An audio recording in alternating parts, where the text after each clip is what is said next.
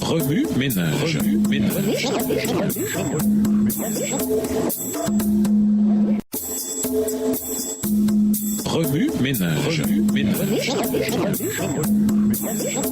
Bienvenue à votre émission Remue-ménage. Nous voilà à la leçon de lundi, les facteurs qui influencent une profession, les circonstances. Si Néhémie était retourné plus tôt à Jérusalem, soit au moment du décret de Cyrus, il ne se serait pas trouvé en Perse pour servir des chansons au roi. Sa situation géographique rendit ainsi possible sa carrière. En ce qui nous concerne, la disponibilité des professions est également soumise aux limites circonstancielles. Pour changer les options disponibles, il faut, lorsque c'est possible, changer vos circonstances. Vous n'aimez pas la matière principale que vous offre votre université locale. Inscrivez-vous alors à une autre université. Il vous faudra peut-être attendre un peu plus longtemps avant de vous inscrire, mais cela peut en valoir la peine. Vous vous sentez restreint dans votre croissance professionnelle? Trouvez un emploi doté d'une organisation différente ou améliorez votre formation, ce qui vous ouvrira de nouvelles portes. La providence. Si les portes et les fenêtres de votre situation sont toutes fermées, Dieu dans sa providence peut vous conduire dans une direction différente que celle que vous envisagiez. En fait, vous pouvez même découvrir que votre fardeau dans le ministère et votre appel sont différents. Paul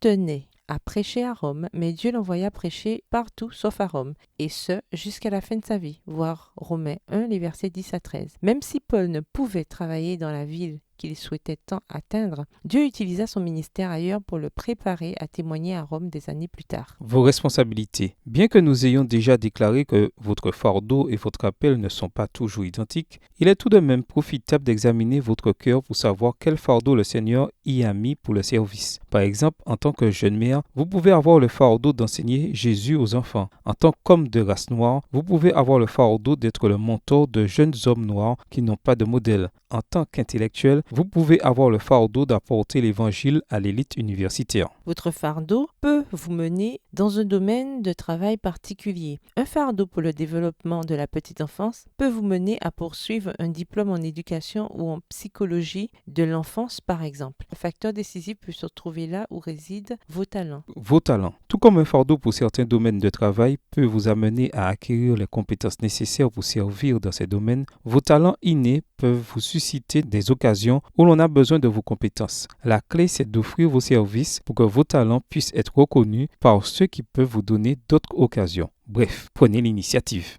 Remue-ménage. Après avoir regardé votre texte écrit et annoté, quelles questions émergent après l'étude de ce passage? Quelle partie du passage trouvez-vous difficile? Après avoir regardé votre texte écrit et annoté, quels éclairages particuliers vos notes semblent-elles indiquer dans l'ensemble? Quels autres principes et conclusions découvrez-vous? Quels autres facteurs peuvent déterminer votre carrière? Êtes-vous à l'aise avec la direction que prend votre vie dans ces domaines? Au revoir. Et à demain si Dieu veut.